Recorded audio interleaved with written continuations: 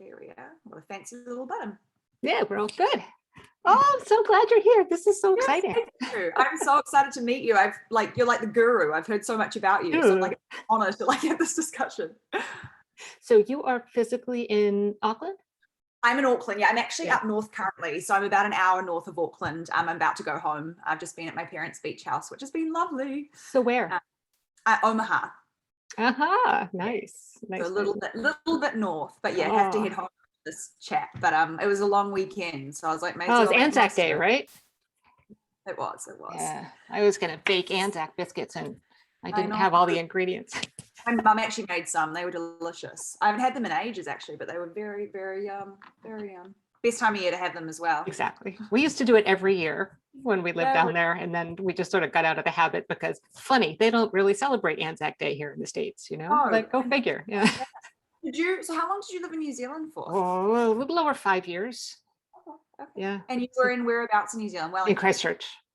Yeah. University of Canterbury, and a lot of the eating disorders work we did was at Christchurch School of Medicine.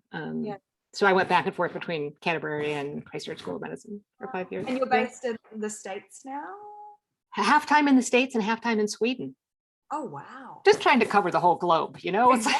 Why pick one when you can be in multiple places? That's incredible. I want to go to Sweden very, very badly.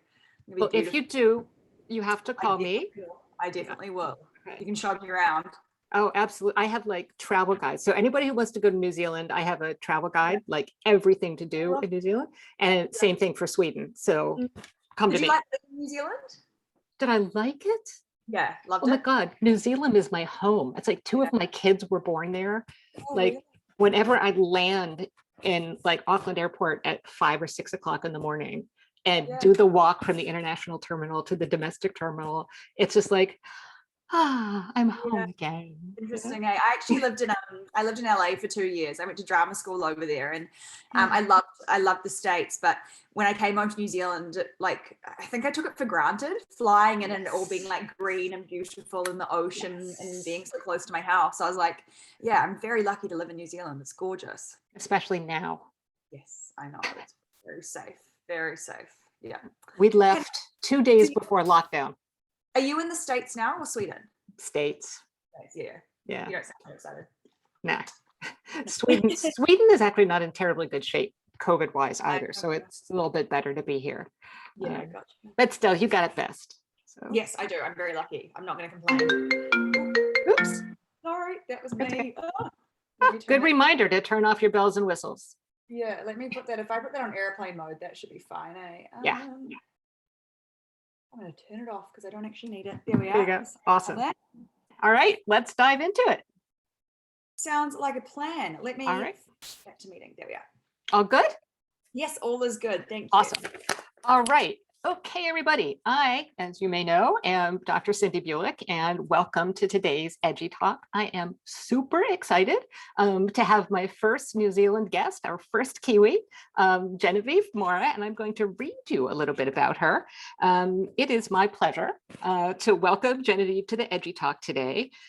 She is an actor and a mental illness survivor and advocate who, together with Jazz Thornton, created the Voices of Hope mental health charity. The mission of Voices for Hope is to offer hope for those suffering from mental illness. Genevieve uses her own lived experience to show people that recovery is possible and creates valuable content that demonstrates that there is no shame in having a mental illness. Welcome. Awesome to have you here today.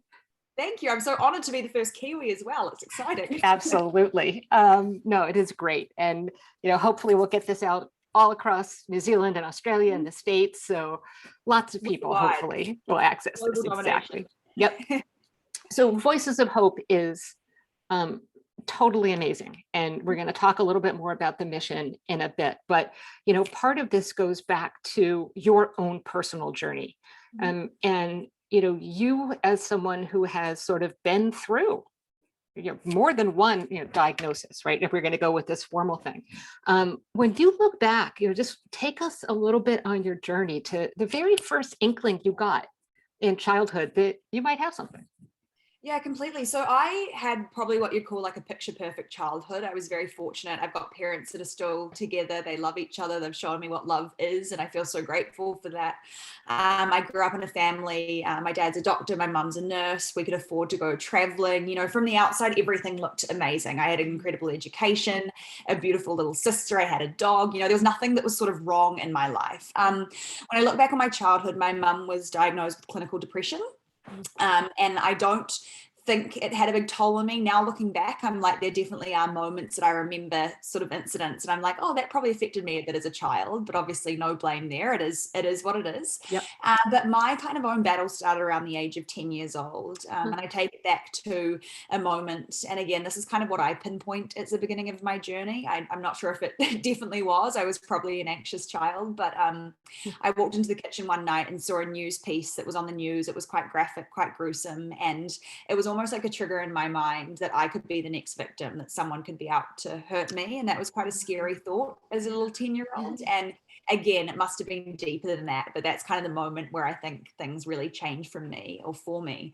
And from that night forward, I struggled to sleep alone. I had to have, you know, my room checked. I'd check my room before I went to bed to make sure that I was safe and that the boogeyman wasn't there or no one was going to hurt me. And I started getting my parents involved in terms of them checking my windows were locked. And we tried everything from my parents sleeping down the end of my house to, you know, me sleeping in the same bed as my mum, to me sleeping on the floor in their room. We tried everything. And so I think the interesting thing is like a 10-year-old, while my friends were going out and they were, you know, going to the dairy after school and they were hanging out with their friends in the weekends, I think from the outside my life looked normal, but at home it was really difficult and really different. And I'd spent a lot of my nights sort of screaming and genuinely in fear that someone was out to get me. And I think that's a scary thought for anyone, but let alone a little 10-year-old. 10-year-old.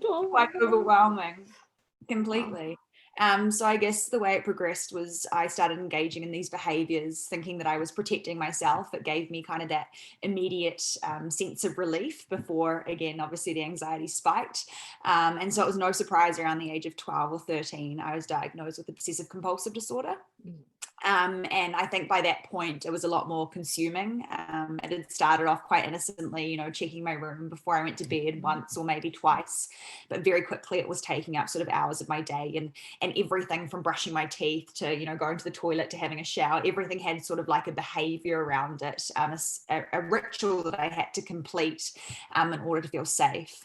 So it was a lot as a little 12, 13-year-old to deal with. Yeah. I know. I've always been very tall, so I've always felt a lot older than I actually am. But I think again, like I can't find a reason. And I think that's what's really frustrated me. I can't find a reason why, you know, the next stage of my journey happened, but it was almost like a progression. And you know, as I became older, I developed new behaviors and new worries. And without even really knowing what I was doing, I became very unwell with an eating disorder and was eventually diagnosed with anorexia nervosa. And it's kind of like, I almost see it as like the OCD jumped on the back of the anxiety and the eating disorder jumped on the back of the OCD, and we were all piggybacking each other around. And I've never found sort of a reason for that, which I think is okay, but it was almost just like a progression of my anxiety as I got older. Perhaps you'd know better than I would, but yeah, I became very, very unwell with anorexia, and that's when my life was probably at its lowest point. Lots of time in and out of hospital, learning to, I guess, live again, fighting for my life quite literally, and now I'm very, very lucky to be the well person I am today and get to use my story every day to help others. To help other people. Yeah. And, you know, when I started reading about you and your life and listening to your story, we did this study before that was called EDGI, or the Anorexia Nervosa Genetics Initiative. And you're almost like a human embodiment of our findings, right? It's like, oh, that's it. Because like when we looked at like these genetic correlations, the highest genetic correlation we saw was between anorexia and OCD. Yeah. You know, you're sitting there, I don't have a reason for it. And I'm like, oh, I have a reason for it. You've got Completely. And I think honestly, like hearing that and reading that information and hearing the work you guys did, it was almost reassuring for me. I think it took away a lot of the blame and a lot of the kind of why me and what did I do wrong? Because, you know, it was literally nothing in my control. It was just the way I was built and made up. And I think that was quite reassuring and did help lessen the blame I put on myself, but also the blame my parents put on them too. But yeah, I'm kind of like I was going to say the ideal candidate. That's not the right word to describe it, No. but I fit the mold. I know what you mean though. Yeah. Yeah. Your experience sort of like reflects the biology. Yeah. Is what it does, you know, and so many people, I think that was one of the cool things about that finding is, you know, we see this combination clinically all the time where people have both OCD and anorexia, either at the same time or sequentially. Yes. And now we know that some of the same genes are operative, you know, and it's like, that's why. As well, because now that I work in this space, that's probably what I see, you know, just from the individuals that I come in contact with. You know, there's often, not always, but very often that correlation between the two. So yeah, it's really interesting to hear that there is actually that genetic link between the two. Like, and very absolutely. yeah. And the other thing that I just wanted to touch on before we get more into Voices of Hope was just the whole concept of shame. Yes. You know, it's like, and you mentioned blame as well. And, you know, one of my campaigns is, you know, parents have been blamed for this illness for so long and done such a huge disservice, you know, even by the medical profession, who was like, I mean, I think my most, I'm not going to use a bad word, but the thing that makes me most angry is if a mom comes to me and tells me that her doctor said, well, no wonder your child has anorexia. And it's like, whoa, you know, and it's this blaming.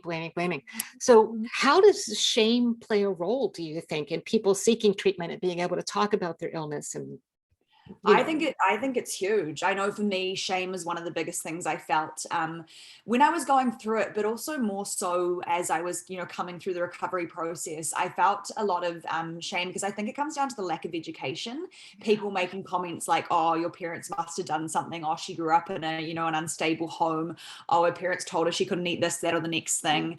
You know, the fact that I guess I do fit the stereotype of what people think someone is with anorexia. You know, I'm a white female, tall, slim, but at the end of the day, that doesn't encompass what an eating disorder is, and the majority of people are struggling with an eating disorder. And so I think for me, it really came down to the lack of education towards, you know, from others, and the lack of awareness. And that was a really difficult thing for me to try and navigate. And it's something that's taken probably the longest for me to kind of get through.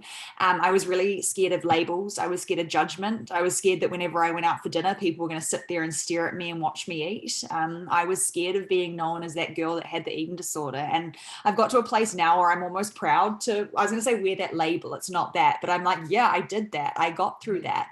But I think shame every single day stops people from reaching out. I have people coming to me constantly saying, you know, they're turned away from care when they've finally had the courage to speak, say I need help, because they don't fit the box of what, you know, medical professionals think someone with an eating disorder is. And I think it's the most invalidating thing, especially with an eating or an illness like anorexia, or an eating disorder in general, when you've got this constant kind of belief that you're not sick enough, and then you go and ask for help and you're almost reinforced that you're not sick enough. It's just so damaging. So I think there's a long way to go. And I know a lot of people that are embarrassed and are ashamed.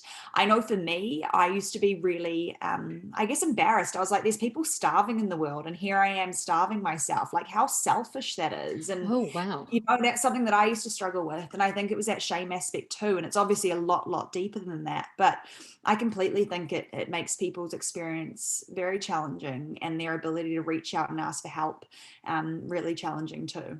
And I think family members too, like, you know, parents feel that shame, like they're afraid to talk to other parents, or yeah, my kid has an eating disorder, like that. It feels like they get like almost a tattoo that says, you know, I did something wrong. My parents felt that a lot. So when I was first admitted to hospital, it had kind of gone under the radar for a little while. I think family friends were aware because I physically looked unwell. But a big thing for me, and I often talk about it with my parents, my mum didn't want to tell anyone because she was going to she thought people were going to think as parents I'd done something wrong. She felt that embarrassment, that shame. And it's all that she felt that. Whereas my dad was like, no, we need to tell people because we need the support too. And thankfully that kind of belief from my dad took over, you know, my mum's concerns, and it ended up being the best thing they ever did in terms of just sharing with people and explaining what I was going through. And I think in the long run helped me deal with that shame, because I think if my parents had been embarrassed of what I was going through, I was going to feel embarrassed of what I was going through. Right. So it kind of taught me that, you know, there is no shame in that. But yeah, shame's a really interesting part of this experience for, I think, a lot of people. And I think that comes through so clearly, you know, in some of the videos that you have up on YouTube. It's like, I just kept being struck by how absolutely genuine you are. Oh, thank you. You know, no, it's so true. It's like you just lay it all out there, and it's like, this is me. Yeah. This is what I went through. I'm going to tell you my story so that you're more comfortable telling me yours or sharing yours with. And it's so heartwarming to just watch someone be so open about their experience. How did you get to that point? It took me a long time, and so thank you. I mean, it means a huge, I was gonna say a huge lot. That's not very a huge amount to hear that. For me, it was a journey. As I said, shame was the biggest thing I felt. I moved to the States for 2 years and went to drama school once I was in a well place around the age of 18, and no one there knew what I'd been through. I kept it completely hidden. I almost, I felt like I was looking back on someone else's life. I completely blocked it out. Like that teenage Jen was not the Jen now, you know, we were going to forget about that and move on. And I think it all kind of started when I started Voices of Hope. Originally, when we started Voices of Hope, we were asking people to come and share their stories, yet I wasn't in a place that I felt comfortable to share mine. And so I think after a few times doing that, I felt almost, I guess a traitor isn't the right word. It didn't feel authentic or genuine. And I felt like I needed to make myself vulnerable in order to help other people. And so I guess long story short, it was after kind of a lot of thinking and worry about what could go wrong. I guess I think, like I said, a big thing for me was the worry of the judgment and the labels and the fear of people, you know, watching me and thinking of me different. And I was lying in bed one night, and I often talk about this moment because it was so kind of prevalent in my journey, but I was thinking of all the reasons that I didn't want to share, and those are the things that I just listed. And I was like, well, if I'm feeling this way, then there'll be hundreds of others feeling this way too. And I almost felt the sense of responsibility to do something about that. And so I guess I took that leap of faith, and I was like, you know what, we're going to give this a go. We're going to create a video on Voices of Hope. We're going to share my story. I'm going to practice. And although I don't feel comfortable at this point completely, I'm going to share my story, because I felt like I needed to. And it ended up being the best thing I have ever done. It was almost like a sense of closure and a sense of healing for me.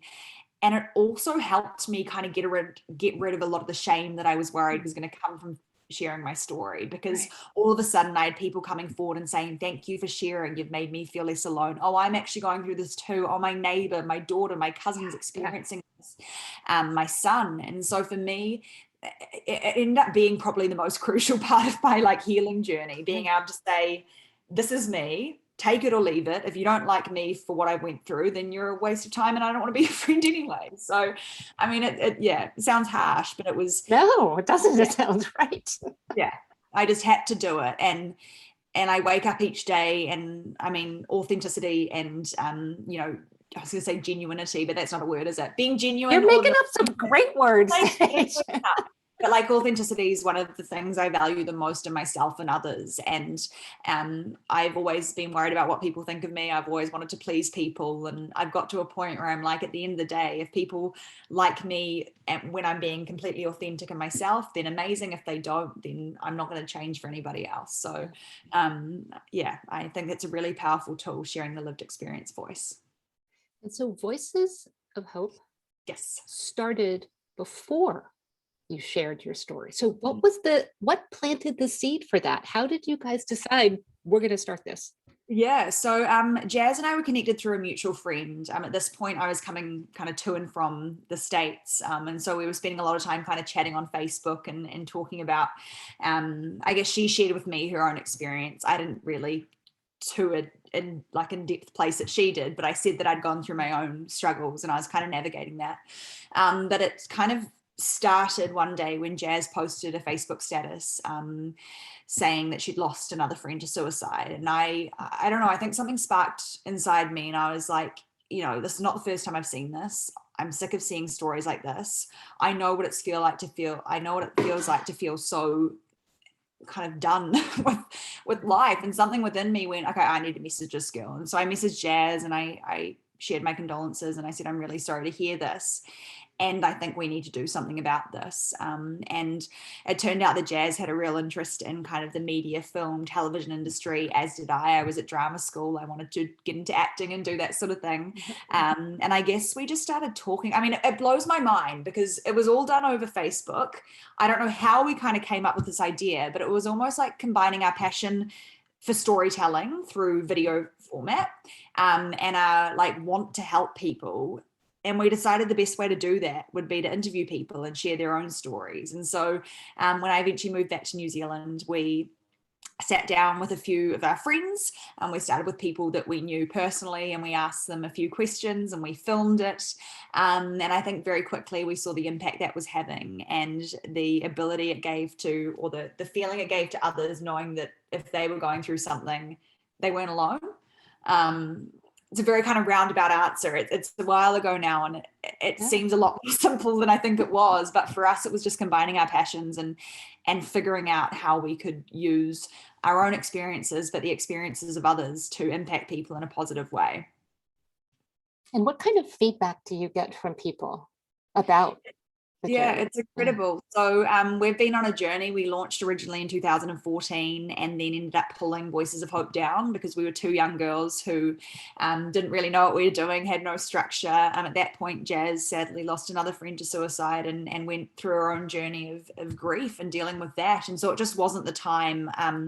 But we relaunched again in 2017. And from that moment, it's just kind of taken off and it's gone. And it's shown the need for more lived experience storytelling. It's shown the need for others to know that they're not the only ones that are going through what they're going through every single day without fail. And, you know, you don't do it for this, but it's the most incredible part of it. You know, we receive messages from people saying, thank you so much. You made me feel less alone.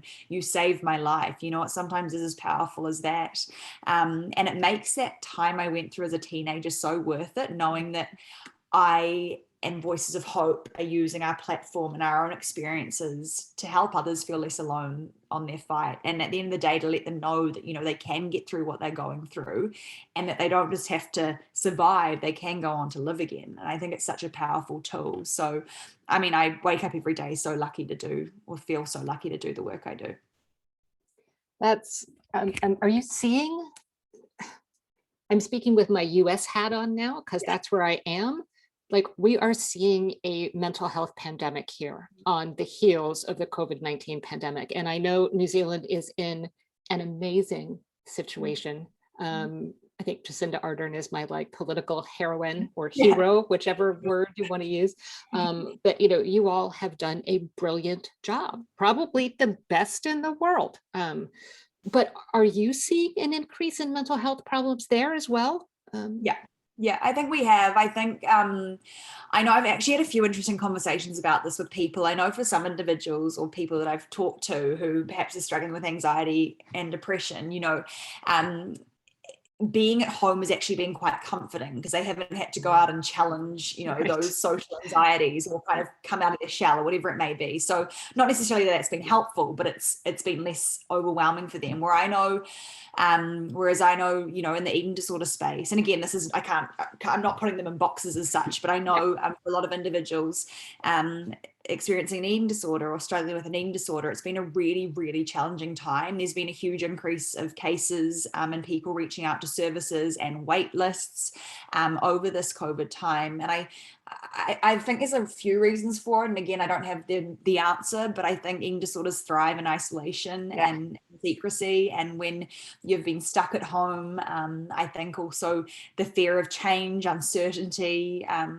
lack of control, I don't know what it is, but there's been lot more incidents of that, and I've had a lot more people reaching out to me over the past year, sharing their experiences, and so yeah, from my eyes it has increased, and I think it's going to continue to, and more kind of measures need to be put in place to support people. I know Voices of Hope, our profile grew exponentially over the last year, and I think it was because a lot more people were spending time online as well, and as a predominantly online platform, more people were accessing our content, which was great because it's positive and uplifting content. But again, it just kind of reaffirmed the need for more I guess self-help, but also lived experience stories and online community. Yes. I don't know, like here, especially in the beginning of the pandemic, so many people couldn't do face-to-face therapy. Yeah. So we had to completely pivot to online care. And that was awkward in the beginning. We weren't great at, we've gotten a lot better, but in the beginning, people weren't happy with it. The flip side is we can actually reach more people now, because we could, like in rural areas and stuff, we can do, more teletherapy now, which is one of the very few good things that has come out of the pandemic. So, yes. I feel that. How are you all funded? That's something I didn't. A great question. So we're funded predominantly through grants and donations. We have a couple of corporates that support our work, which we've been very grateful to have. I often go back to the fact that we managed to do a lot with not much money at all.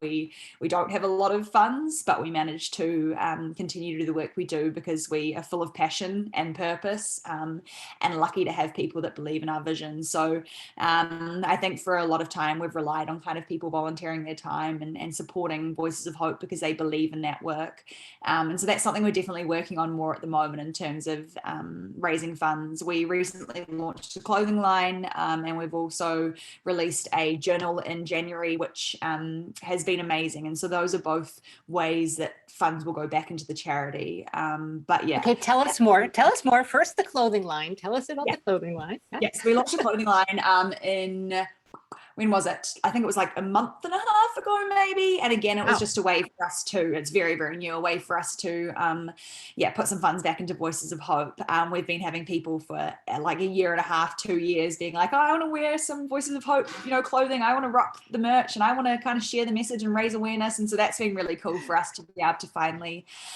get that out and about. And I think the journal as well, which we released in, I think it was January this year, it's an incredible project that Jazz and I worked on for a couple of months. There was a bit of kind of a rush to get it done, but it's a journal full of the tools we used when we run well. So activities that we did, messages that we heard, quotes that we loved. Nice. And it's a really practical guide that people can use to support their own well-being journey. And I think at the end of the day, you don't need to be, diagnosed with mental illness to find this journal very effective. I think everyone should use it. My mum's been using it. My sister's got one. I've given some to some of my friends. I think, there's things like gratitude, which I have found really helpful in my own journey, and self-care and self-love. And so, yeah, I'm really proud of those projects, and so glad they're finally out and about. But yeah, long story short, funding, like any charity, is something we struggle with and something we work on every day. Yeah. Is there a donate button on the website? Yes, there is. Oh, good. We'll make sure we point people to that at the end of the. That'd be amazing. Thank you. So, speaking with so many people who have gone through this, have you come to your own sort of personal definition of what recovery is? Yes, so it's interesting. So this is kind of like a journey I've been on to figure out what recovery means to me. And I guess I talk about, when I speak about my own journey, I speak about being really, really well as opposed to recovered. I've found when I've talked about being recovered, for many people, it's seemed quite black and white, that recovered or a recovered life looks the same for everyone. And so in my own experience, when I talk about recovery and being well, I talk about it in kind of the things I'm able to do. So the ability to go out with friends and socialize without anxiety, the ability to go to the fridge and eat what I want because I feel like it when I want, not because it's a certain time of day and because it's a certain meal or whatever it may be, to be able to wake up in the morning and actually, be happy to be alive. And I know that sounds probably, I was going to say foreign, but probably not for a lot of people that are listening to this. But there's lots of little things that I look at, the ability to go away on holiday, the ability to be spontaneous, the ability to, enjoy food and to be able to work out, not as a punishment, but because I actually enjoy it, or because, it makes me feel good, whatever it may be. So I think it's something that I'm still working on. And I love having this kind of discussion with people, because I think everyone does kind of have their own definition of what recovery is.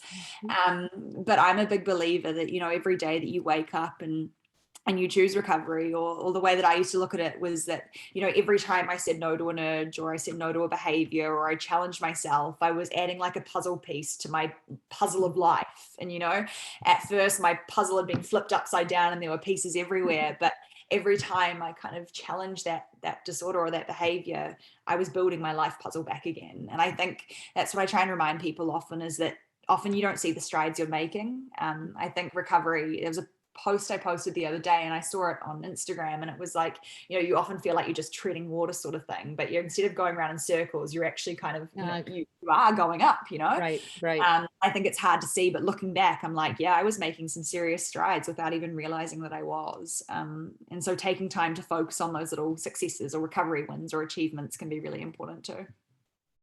So aside from sticking with recovery a little bit, aside from just the enormous help that developing Voices of Hope was in becoming well, or very, very well, what else contributed to your recovery? Like when you look back and say, yeah, that really helped. So I was very fortunate to have parents that were there by my side every second of the day. My support network was strong. I think also, and I like to discuss this because I think it's such an important point, is that my parents could afford to send me to private therapy. I could afford to see a private psychologist and a psychiatrist and a dietitian. And it's the thing I struggle with the most, is hearing people that are so desperate for help, but they can't access it because there's not enough resources out there. And I don't think anyone should be turned away because they can't afford it. I think everyone should be able to experience the freedom that I do get to experience. And so there's been an element of guilt that I've had to deal with through that process, because I'm like, I was one of the lucky ones that could get that intensive treatment. And also, it's not to say that the public system doesn't work, because I credit the public hospital for saving my life. It was where I spent majority of my recovery, and it was the most important and crucial part of my recovery. But I think, that's a big one for me, the fact that I could afford care. I know for me, having that support network around me was really important. And also I was a big dreamer. I loved making vision boards. I loved planning and goal setting and, planning a life, or dreaming of a life free of my disorder, and thinking about all the things that I could achieve. I have an amazing friend, Millie Thomas, and we often talk about through the recovery process, you kind of had this opportunity to create the life that you dream of. And I was like, I've got through this. I can go off and do anything I want to do in my life. And like, the world's your oyster, whatever the saying is. And so really dreaming and thinking about the places I wanted to travel to, and, the fact that I want to have a family someday, and the dog I want to get, I found that all really helpful too. And then again, personally, and I know this is a touchy subject for some people, medication was an important part of my own journey as well.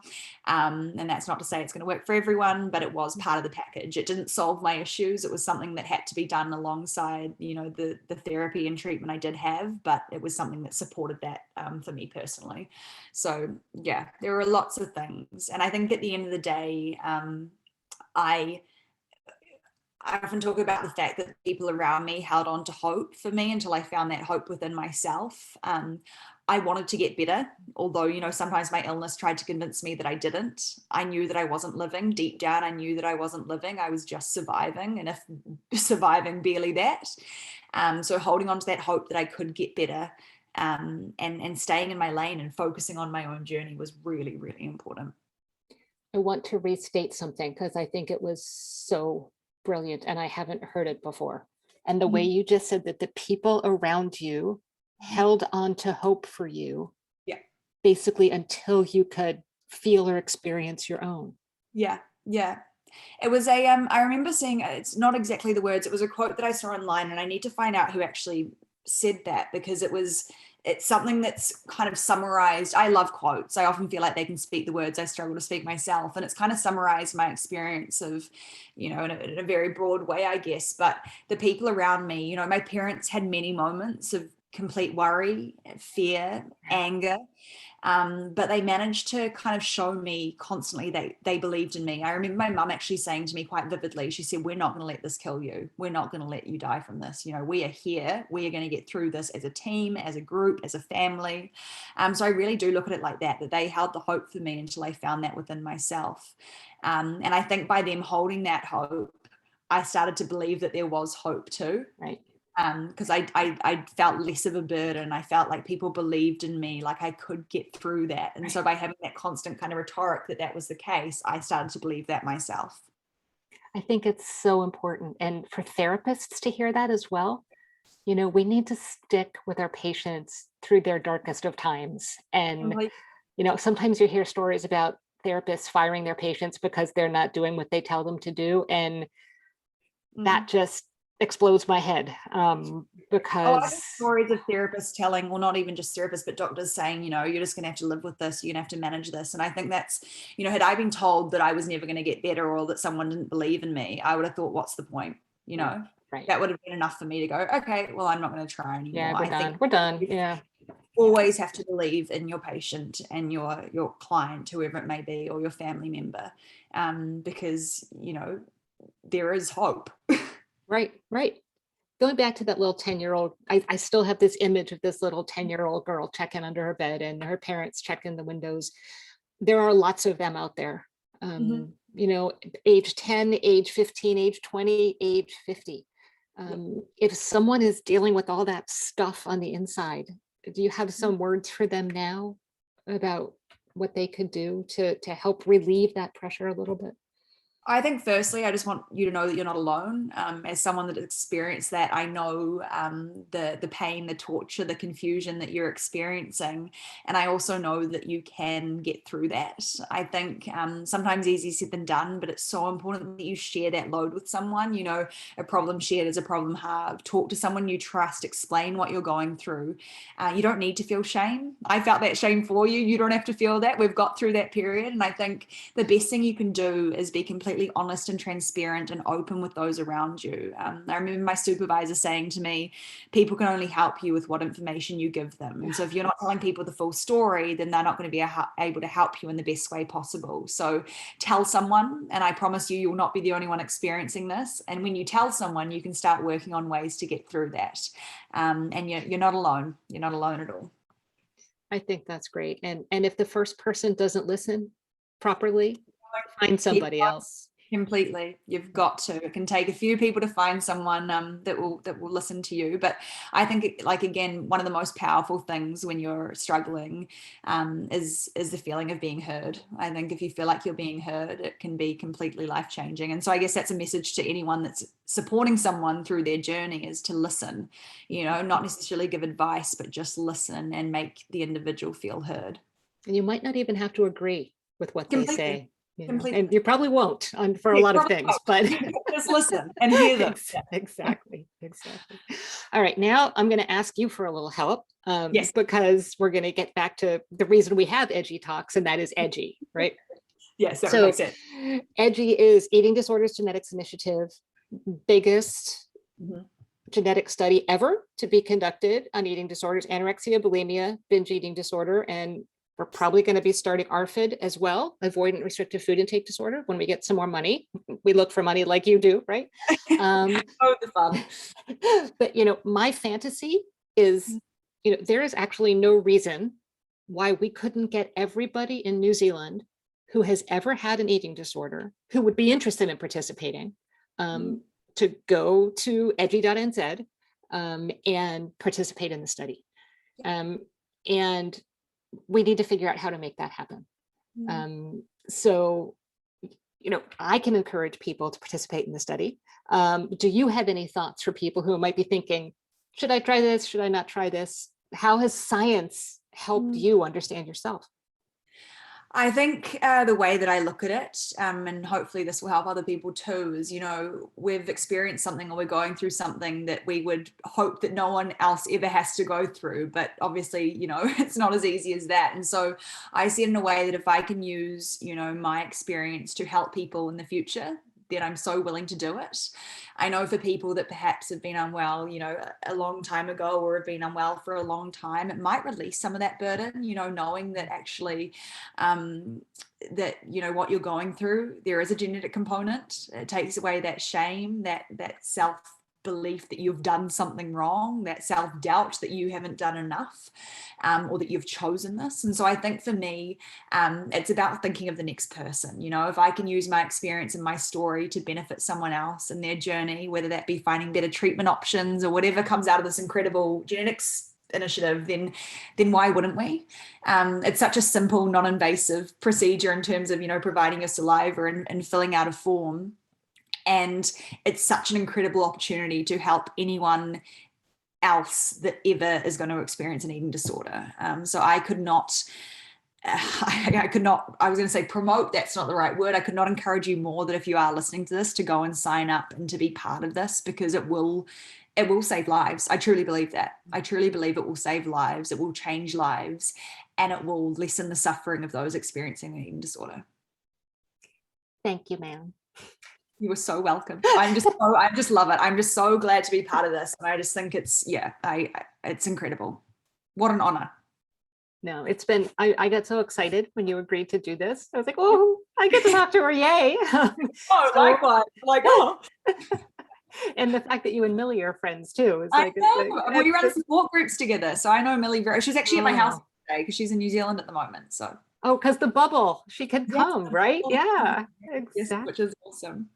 See, and here I just have to say this, since both of you have been so incredibly ill, I just want to thank the people who treated you and your parents and friends for supporting you, because the world would be a much less cool place if the two of you weren't in it. You're gonna make me cry. Thank you. But seriously, I mean, and I think about that. I mean, the hard thing about being in this field, there are so many fields of psychiatry and medicine even, where your patients don't die. Yeah. This field is a field where your patients die. And, everyone who doesn't is a gift back to the world. So I'm just super thrilled that you're both alive and you got to see each other last week. I know. It's been one of the, that means everything to me, but it's been one of the most, I guess the biggest silver linings of this journey was meeting Millie, because I think we can relate in so many ways. And, both being in the position where we've been through complete hell and back and are now using our stories. It's such an incredible friendship that we have and an understanding that we have that can be hard to find, in other people. But yeah, I'm the same. You thanked them, but I also thank everyone that's been part of my journey. I wouldn't be here today without my people. Yeah, exactly. And I think that's one of the things that EDGI, I hope, and this is my personal goal, is I want the deaths to stop. Yes. And I think the biology and understanding the genetics is one step closer. And, as we have some medications for eating disorders, nothing really for anorexia directly. But so many other illnesses have medications. And so part of what we'll be able to do, hopefully, is start developing some medications that will make this recovery journey less difficult. Which is interesting, because I used to say, I always used to say, and I've heard people say it too, I wish I could just take a pill and I'd be all better. And I know it's not going to be as simple as that. It's not going to be that easy. But you know what I mean? If there's something that can help support the recovery, then I'm all for it. And if you don't look into it, you never know. And right, so there you go. Piece of research. And again, I'm just so honored to be part of it and to be able to kind of spread my why and my message. And I just think it's going to be an incredible learning tool for so many people. So before we share all of our websites and Instagram accounts and stuff, any final words that you'd like to add, or something that I didn't ask you that you wish I had? I don't think so. I think we've covered it. I think the biggest thing for me, and I said I don't use the word recovery as much, but I do talk about recovery being possible. My life now is just so full. I love life, and I never ever thought I'd get to that point again, but I did, and so you can too. There's always hope, and holding on to that and believing in yourself, and that you are worthy and deserving of recovery is so important. Those are beautiful last words. Now let's direct people to where we want them to go. Yes. So you start. Your website is? Website is thevoicesofhope.org. And we're also Voices of Hope on Instagram, Facebook, TikTok, all that fun stuff. And you can also find me, Genevieve Mora, on most social platforms too. And I'd love to hear from you. And that website, we can get the clothing line, the journal, yes, and the donate button? Yes, it is all on there, and all our video campaigns too. We've done a couple of campaigns on eating disorders, so there's some stuff on there that will be really helpful, I hope. Awesome, awesome. And for us, if you're in New Zealand, just go to edgi.nz to find out more about the Eating Disorders Genetics Initiative.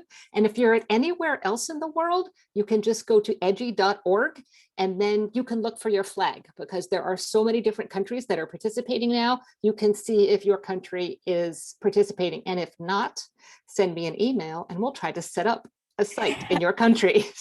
I love that. I love global domination, like you said. I know, we're doing it. And same thing. So on, I think the EDGI, the New Zealand EDGI Twitter is at EDGI_NZ. So Facebook and Twitter, you can find them there as well. All right.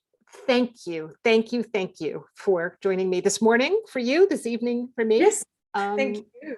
And I hope I get to see you next time I get out to New Zealand. You better. I know. If you come here and don't visit me, I'll be very disappointed.